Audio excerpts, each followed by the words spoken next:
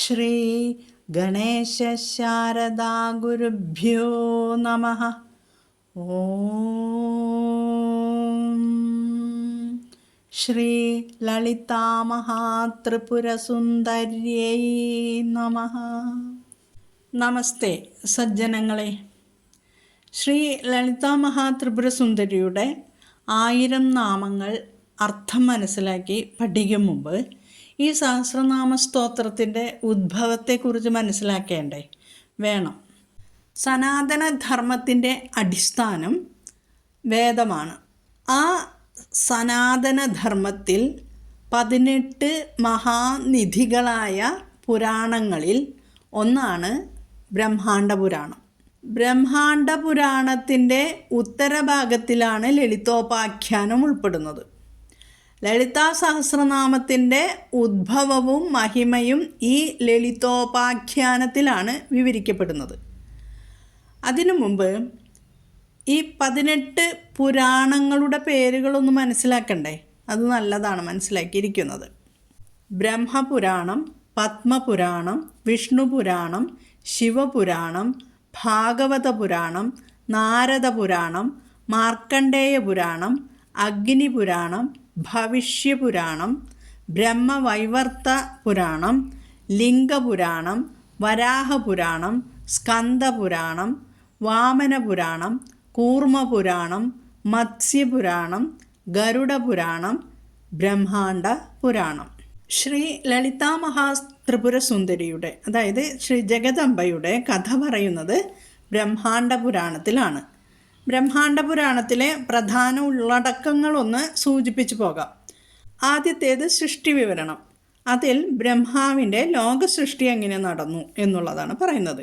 രണ്ടാമത്തത് കാലചക്രമാണ്. അതിൽ മന്വന്തരങ്ങൾ, യുഗങ്ങൾ എന്നിവ ഉൾപ്പെടുന്നു. മൂന്നാമത്തേത് ഭൂലോകം, സ്വർഗം, അതായത് ലോകങ്ങളുടെ വിവരണം.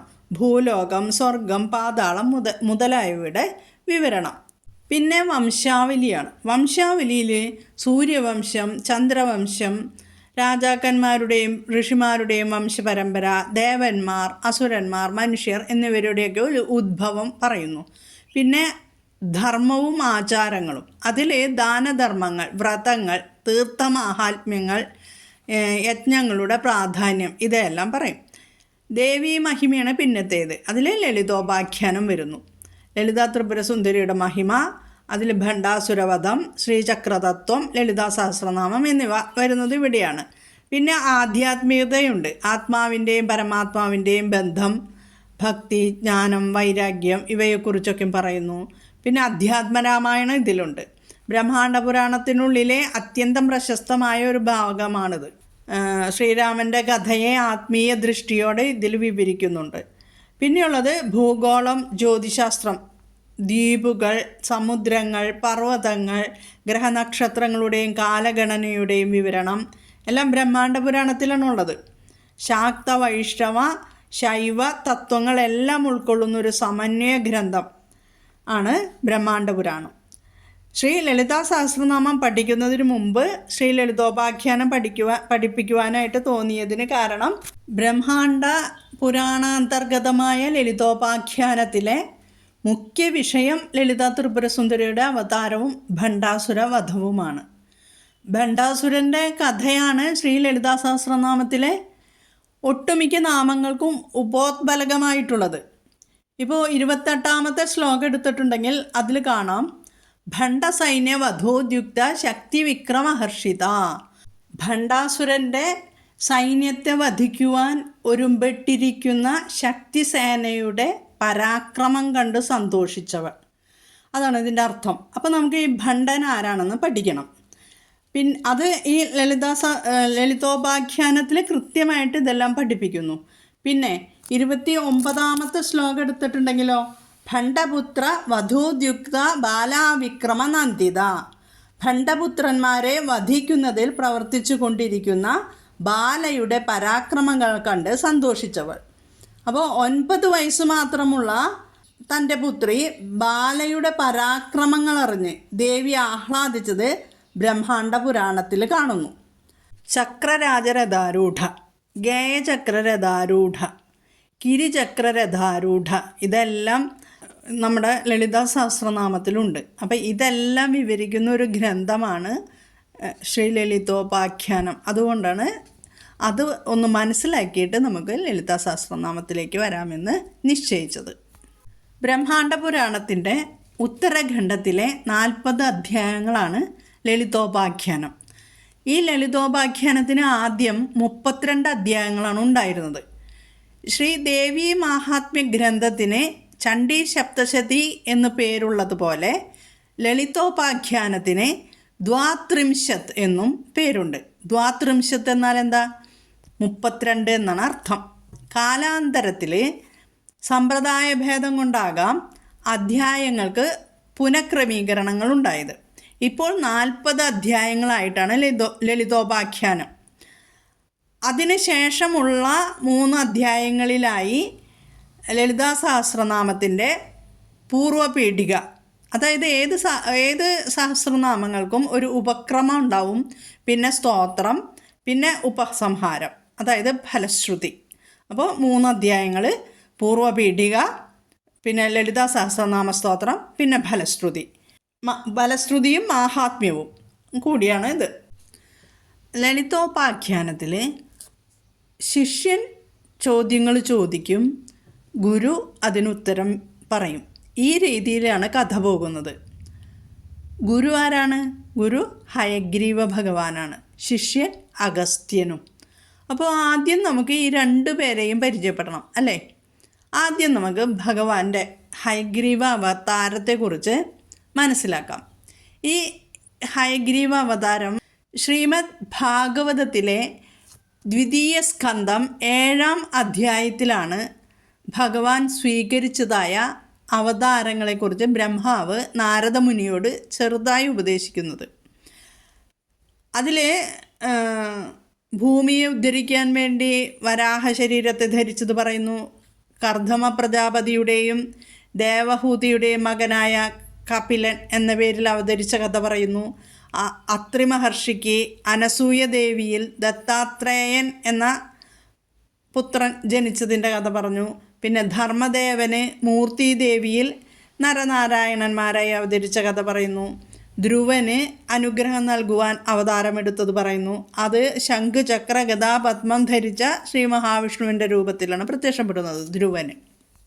പിന്നെ നാഭി എന്നു പേരായ രാജാവിനെ പത്നിയായ സുദേവിയിൽ ഋഷഭൻ എന്നു പേരോടുകൂടി അവതരിച്ചു.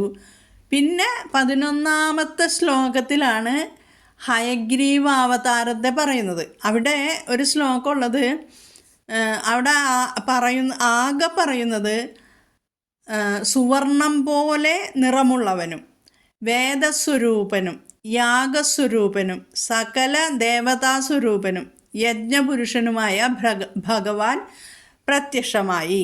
ആ രൂപം പറയുന്നത് കുതിരയുടെ മുഖം പോലുള്ള മുഖത്തോടു കൂടിയവൻ. കുതിരയുടെ മുഖം പോലുള്ള മുഖത്തോടു കൂടിയവനായതിനാൽ ഹയഗ്രീവൻ എന്ന പേരോടുകൂടി എൻ്റെ യാഗശാലയിൽ പ്രത്യക്ഷപ്പെട്ടു. എൻ്റെ യാഗശാലയിൽ എന്ന് വെച്ചാൽ ബ്രഹ്മാവ് നാരദനോട് പറയുന്നതാണ്. അപ്പോൾ ബ്രഹ്മാവിൻ്റെ യാഗശാലയിൽ പ്രത്യക്ഷപ്പെട്ടു. ആ ഹയഗ്രീവൻ്റെ ശ്വാസത്തിൽ നിന്ന് മനോഹരങ്ങളായ വേദവാക്കുകൾ, സാമവേദ ധ്വനികൾ പുറപ്പെട്ടു. ഹയ എന്നാൽ എന്താണ്? കുതിര. ഗ്രീവ എന്നാൽ കഴുത്ത്, അതായത് തല എന്നർത്ഥം. ഗ്രീവ. അപ്പോൾ ഹയഗ്രീവൻ മനുഷ്യ ശരീരവും കുതിരത്തലയുമുള്ള രൂപമാണ് ഭഗവാൻ ഹയഗ്രീവൻ്റേത്. കുതിരയുടെ തല ഭഗവാന് ലഭിച്ചൊരു കഥ ദേവീപുരാണത്തിലുണ്ട്, ശ്രീമദ് വിഷ്ണു പുരാണത്തിലും വായിക്കാൻ സാധിച്ചു. ആ കഥ ഞാനിവിടെ വിവരിക്കാം. കഥ കേൾക്കുന്നത് എല്ലാവർക്കും ഇഷ്ടമാണല്ലോ. അപ്പോൾ കഥയെ കഥയായി എടുക്കണം. ഓരോ പുരാണ കഥയ്ക്കും, ആദ്യമേ ഞാൻ പറയുകയാണ്, ഓരോ പുരാണ കഥയ്ക്ക് പിന്നിലും തത്വങ്ങൾ ഒളിപ്പിച്ചു വെച്ചിട്ടുണ്ടായിരിക്കും ഋഷീശ്വരന്മാർ. ശ്രീമദ് വിഷ്ണു പുരാണത്തിലെ കഥ ഞാൻ നിങ്ങൾക്കായിട്ട് ഇവിടെ പറഞ്ഞു തരാം. ശ്രീലോകപതിയായ നാരായണൻ ലക്ഷ്മി ദേവിയോടൊത്ത് വൈകുണ്ഠത്തിൽ വസിക്കവേ ഒരു നാൾ ദേവിയുടെ മുഖത്തു നോക്കി ഭഗവാൻ ചെറുതായൊന്ന് മന്ദഹസിച്ചു അത്രേ. കളിയാക്കി ചിരിച്ചു എന്നാണ് പറയുന്നത്. എന്തിനാണ് മന്ദഹസിച്ചതെന്ന് ദേവി ചോദിച്ചു. ഭഗവാൻ അതിന് ഉത്തരമൊന്നും പറഞ്ഞില്ല. മറ്റേതെങ്കിലും സ്ത്രീയിലുള്ള പ്രണയനിമിത്തം തന്നെ പരിഹസിക്കുകയാണെന്ന് ദേവി കരുതി. ദേവി ഭഗവാനെ തന്നെ പരിഹസിച്ച ശിരസ് അറ്റുപോകട്ടെ എന്ന് ശപിച്ച ശേഷം അവിടെ നിന്നും ഇറങ്ങിപ്പോയി അത്രേ. ഭഗവാനാകട്ടെ ഇത് കേട്ടിട്ടും യാതൊന്നും ഉരിയാടിയില്ല. ദേവി ഇറങ്ങിയെത്തും അസുരന്മാർ വിഷ്ണു ഭഗവാനെ ആക്രമിക്കാൻ ഒരുമ്പെട്ടു. ഒരേ സമയത്താണ് ഇത് സംഭവിച്ചത് അത്രേ. തുടർന്ന് വിഷ്ണു ഭഗവാൻ ഏകനായി സംവത്സരങ്ങൾ അസുരന്മാരുമായി യുദ്ധം ചെയ്തു. അസുരന്മാരെ പരാജയപ്പെടുത്തുവാനായെങ്കിലും നാരായണന് അത്യധികമായ ക്ഷീണം അനുഭവപ്പെട്ടു. ക്ഷീണമകറ്റാനായി അസുരാന്തകൻ വില്ലിന്മേൽ തല ചായ്ച്ച് നിദ്രയായി. അതായത് ശാർങ്കം എന്ന വില്ലിന്മേൽ തല ചായ്ച്ച് നിദ്രയിലാണ്ടു. അതായത് പത്മാസനത്തിലാണ് ഇരിക്കുന്നത്. നമ്മൾ ആ ചിത്രം മനസ്സിൽ കാണണം. പത്മാസനത്തിലാണ് ഇരിക്കുന്നത്. ശാർങ്കം എന്ന വില്ല് പിടിച്ചിട്ടുണ്ട്. അതുമ്മ തല ചായ്ച്ച് ഇങ്ങനെ നിദ്രയിലായി എന്നാണ് പറയുന്നത്. അക്കാലത്ത് ഹയഗ്രീവൻ എന്ന അസുരനെ കൊണ്ട് ദേവന്മാരും മഹർഷിമാരും പൊറുതിമുട്ടി. സജ്ജനങ്ങളെ ദ്രോഹിച്ചും യജ്ഞങ്ങളെയും യാഗങ്ങളെയും മുടക്കിയും അവൻ ആനന്ദം കണ്ടെത്തി. കശ്യപ പ്രജാപതിക്ക് ദുന്ദു എന്ന ഭാര്യയിൽ ജനിച്ച പുത്രനായിരുന്നു ഹയഗ്രീവൻ. അവൻ സരസ്വതി നദിയുടെ തീരത്ത് പരാശക്തിയെ തപസ്സു ചെയ്ത് പ്രത്യക്ഷപ്പെടുത്തി. ദേവിയോട് ഹയഗ്രീവൻ വരമായി ചോദിച്ചത് ആരാലും പരാജയപ്പെടുത്താൻ കഴിയാത്തവനായും മരണമില്ലാത്തവനുമായി തീരണമെന്നുള്ള ആവശ്യമായിരുന്നു. അപ്പോൾ ദേവി പറഞ്ഞു, ഹയഗ്രീവ, മരണം ജനിച്ചവർക്കെല്ലാം സ്വാഭാവികമാണ്. മാത്രവുമല്ല, ഒരുത്തനേക്കാൾ ശക്തനായ ആരെങ്കിലും ലോകത്തുണ്ടായിരിക്കുകയും ചെയ്യും. ആരാലും പരാജയപ്പെടുത്തുവാൻ കഴിയാത്തവൻ പോലും മൃത്യുവിൻ്റെ മുമ്പിൽ പരാജയപ്പെടും. അതുകൊണ്ട് വേറൊരു വരം വരിക്കൂ എന്ന് പറഞ്ഞു. ഇത് കേട്ട ഹയഗ്രീവൻ പറഞ്ഞു, അങ്ങനെയെങ്കിൽ ഹയഗ്രീവനായിട്ടുള്ളവൻ, അതായത് കുതിരത്തലയുള്ളവൻ മാത്രമേ എന്നെ വധിക്കുവാൻ പാടുള്ളൂ. അങ്ങനെ ആകട്ടെ എന്ന് പറഞ്ഞ് ദേവി അപ്രത്യക്ഷമായി. വരസിദ്ധി ലഭിച്ചതോടെ അസുരൻ കൂടുതൽ അഹങ്കാരിയായി.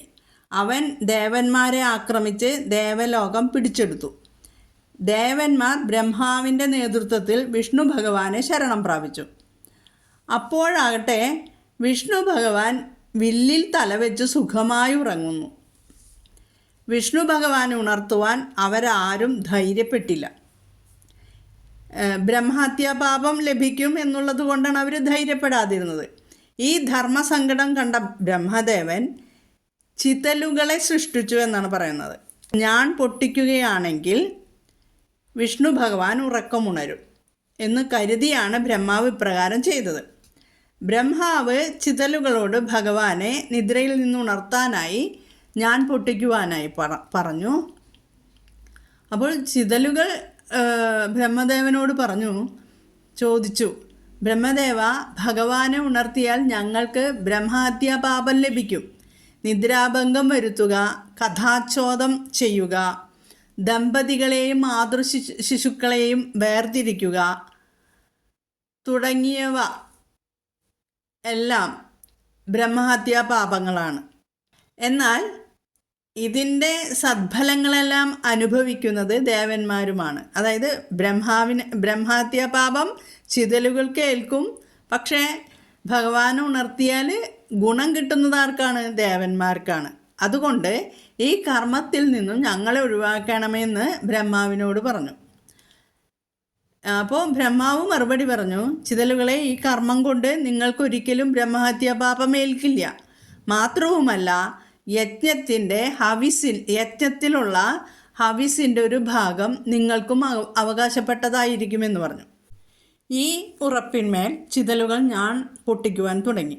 ദീർഘനാളത്തെ പ്രയത്നത്തിൻ്റെ ഫലമായി ചിതലുകൾ ഞാൻ പൊട്ടിച്ചു. എന്നാൽ ഞാൻ പൊട്ടിച്ചപ്പോഴുണ്ടായ ആഘാതത്തിൽ ഭഗവാന്റെ ശിരസ് വേർപെട്ടുപോയി. ഇനി എന്തു പോംവഴി എന്ന് ദേവന്മാർ ആലോചിക്കവേ അവർ എല്ലാവരും കൂടി സൃഷ്ടിക്ക് കാരണമായ ദേവിയെ പ്രാർത്ഥിച്ചു. ദേവി അവരുടെ പ്രാർത്ഥന കേട്ട് പ്രത്യക്ഷപ്പെട്ടു. ദേവി പറഞ്ഞു, ഞാൻ നൽകിയ വരങ്ങളുടെ ശക്തി കാരണം കുതിരയുടെ തലയുള്ള ഒരാൾക്ക് മാത്രമേ തന്നെ കൊല്ലാൻ കഴിയൂ എന്ന വരം നേടിയ ഹയഗ്രീവൻ എന്ന അസുരൻ ഋഷിമാരെയും വേദങ്ങളെയും ബുദ്ധിമുട്ടിക്കുന്നു. വിധിയുടെ ഇച്ഛയാൽ ഭഗവാൻ വിഷ്ണുവിൻ്റെ തല ഛേദിക്കപ്പെട്ടു. ഒരു കുതിരയുടെ തല ശരീരത്തിൽ കൂട്ടിച്ചേർക്കുക. ഹയഗ്രീവ ഭഗവാൻ എന്ന പേരിൽ ഹയഗ്രീവൻ എന്ന അസുരനെ വേഗത്തിൽ വധിക്കും. അങ്ങനെ ബ്രഹ്മാവ് തലയില്ലാത്ത ഭഗവാന്റെ ശരീരത്തിൽ കുതിരയുടെ തല ചേർത്ത് വെച്ചു. വിഷ്ണു ഭഗവാൻ ഉറങ്ങുമ്പോഴല്ലേ ഇങ്ങനെ സംഭവിച്ചത്? ഉണർന്നത് കുതിരയുടെ തലയുമായാണ്. ഹയഗ്രീവൻ എന്ന അസുരനെ കൊല്ലണമെങ്കിൽ അതേ ശരീരമുള്ള ഒരാൾക്കേ സാധിക്കൂ എന്ന വരം വാങ്ങിയതുകൊണ്ടാണ് ഇങ്ങനെ സംഭവിച്ചത്. വിഷ്ണു ഭഗവാൻ ഉണർന്നപ്പോൾ ഹയഗ്രീവൻ എന്ന അസുരനെക്കുറിച്ചുള്ള എല്ലാ വിവരങ്ങളും പറഞ്ഞു. ഇത് കേട്ട വിഷ്ണു ഭഗവാൻ ഹയഗ്രീവനെ വധിക്കാനായി പുറപ്പെട്ടു. തുടർന്ന് ഹയഗ്രീവനും വിഷ്ണു ഭഗവാനും തമ്മിൽ ഘോരമായ യുദ്ധം നടന്നു. ഹയഗ്രീവൻ്റെ വരബലമനുസരിച്ച് തന്നെ കുതിരയോടുകൂടിയ വിഷ്ണു ഭഗവാൻ ഹയഗ്രീവനെ വധിച്ചു. അനന്തരം ഭഗവാൻ സ്വന്തം ശിരസിനെ സ്വീകരിച്ച് വൈകുണ്ഠത്തിലേക്ക് മടങ്ങി. ഭർത്താവിനെ ശപിച്ചതിൽ ഖിന്നയായിരിക്കുന്ന ലക്ഷ്മി ദേവിയോട് ഇതെല്ലാം തൻ്റെ ലീലയാണെന്ന് പറഞ്ഞ് ഭഗവാൻ ലക്ഷ്മി ദേവിയെ ആശ്വസിപ്പിച്ചു. ഈ ചിതലുകളുടെ കഥയിലൂടെ ഒരു തത്വം നമുക്ക് പറഞ്ഞു തരുന്നുണ്ട്. ചിതലുകൾ ശരിക്കൊരു പ്രതീകമാണ്. അതായത് ആരാണ് ചിതലുകളോട് മഹാവിഷ്ണുവിനെ ഉറക്കത്തിൽ നിന്ന് ഉണർത്താൻ പറഞ്ഞത്? ബ്രഹ്മാവാണ്. ഭഗവാനെ ഉറക്കത്തിൽ നിന്ന് ഉണർത്തുക എന്നത് ഭീകരമായൊരു പാതകമാണ്. അത് ചെയ്യുവാൻ വേണ്ടി പറഞ്ഞത് ബ്രഹ്മാവാണ്. തങ്ങളുടെ സ്രഷ്ടാവായ ബ്രഹ്മദേവൻ പറഞ്ഞത് അക്ഷരം പ്രതി ചെയ്യുകയാണ് ചിതലുകൾ ചെയ്തത്.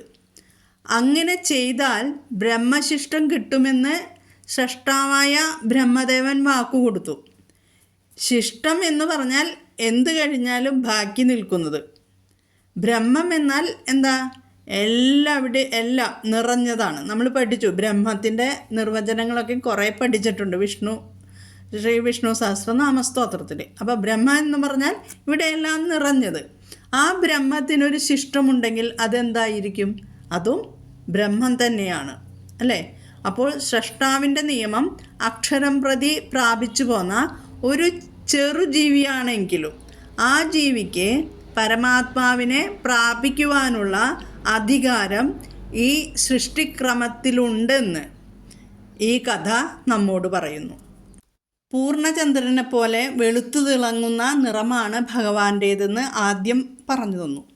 ഒരു കയ്യിൽ ജ്ഞാനത്തിൻ്റെ പ്രതീകമായ പുസ്തകം, മറ്റൊരു കയ്യിൽ അക്ഷമാല, അതായത് ജപമാല, മറ്റു രണ്ടു കൈകളിൽ വിഷ്ണു ഭഗവാന്റെ ചിഹ്നമായ ശംഖും ചക്രവും ധരിച്ചിരിക്കുന്നു. ചില ചിത്രങ്ങളിൽ ലക്ഷ്മി ദേവിയെ ഇടത്തു തുടയിലിരുത്തി അനുഗ്രഹിക്കുന്ന ലക്ഷ്മി ഹയഗ്രീവ ഭാവത്തിലാണ്. അങ്ങനെ സാധാരണയായി ഭഗവാനെ ആരാധിക്കുന്നത് ഈ ലക്ഷ്മി ഹയഗ്രീവ ഭാവത്തിലാണ്. കുതിര എന്നത് വേഗം, ശക്തി, പ്രാണശക്തി, ഉണർവ്, മുന്നേറ്റം എന്നിവയുടെ പ്രതീകമാണ്. വേദങ്ങളിൽ കുതിര പലപ്പോഴും പ്രാണശക്തിയുടെ പ്രതീകമായി വരുന്നു. അതുകൊണ്ട് ഹയഗ്രീവൻ്റെ കുതിരമുഖം സൂചിപ്പിക്കുന്നത് ജ്ഞാനത്തിൻ്റെ വേഗത, വേദനാദത്തിൻ്റെ ശക്തി, പ്രാണശക്തിയാൽ ഉണർന്ന ബുദ്ധി, അജ്ഞാനത്തെ ഭേദിക്കുന്ന ദിവ്യജ്ഞാനം എന്നിവയാണ്. വേദങ്ങൾ ആദ്യം ശബ്ദരൂപത്തിലാണ് ഉണ്ടായിരുന്നത്. ഹയഗ്രീവനെ ജ്ഞാനത്തിൻ്റെ മൂർത്തിഭാവമായാണ് കണക്കാക്കുന്നതെന്ന് പറഞ്ഞു. അപ്പോൾ ഹയഗ്രീവ ഭഗവാനെ ധ്യാനിക്കുന്ന ഒരു പ്രസിദ്ധമായ ശ്ലോകമുണ്ട്. ജ്ഞാനാനന്ദമയം ദേവം നിർമ്മലസ്ഫടികാകൃതിം ആധാരം സർവവിദ്യാനാം ഹയഗ്രീവമുപാസ്മഹേ. ജ്ഞാനാനന്ദമയം ദേവം, ജ്ഞാനവും ആനന്ദവും നിറഞ്ഞ നിർമ്മല സ്ഫടികാകൃതിം, നിർമ്മല സ്ഫടികം പോലെ ശുദ്ധനായ, ആധാരം സർവവിദ്യാനാം, എല്ലാ വിദ്യകളുടെയും ആധാരമായ ഹയഗ്രീവമുപാസ്മഹേ, ഹയഗ്രീവനെ ഞാൻ ഉപാസിക്കുന്നു. ശ്രീ ലളിതോപാഖ്യാനത്തിൽ നമ്മൾ കാണുന്നത് ഗുരു ശിഷ്യ സംവാദമാണെന്ന് പറഞ്ഞല്ലോ.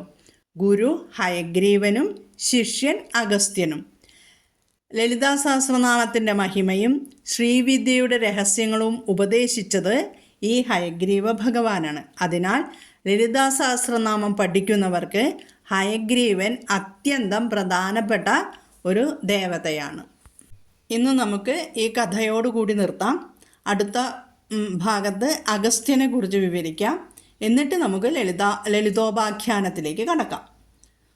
ഓം പൂർണ്ണമദഃ പൂർണ്ണമിദം പൂർണ്ണാത് പൂർണ്ണമുദച്യത്തെ പൂർണ്ണസ്യ പൂർണ്ണമാദായ പൂർണ്ണമേവാവശിഷ്യത്തെ. ഓം ശാന്തി ശാന്തി ശാന്തി. ഓം തത്സത്.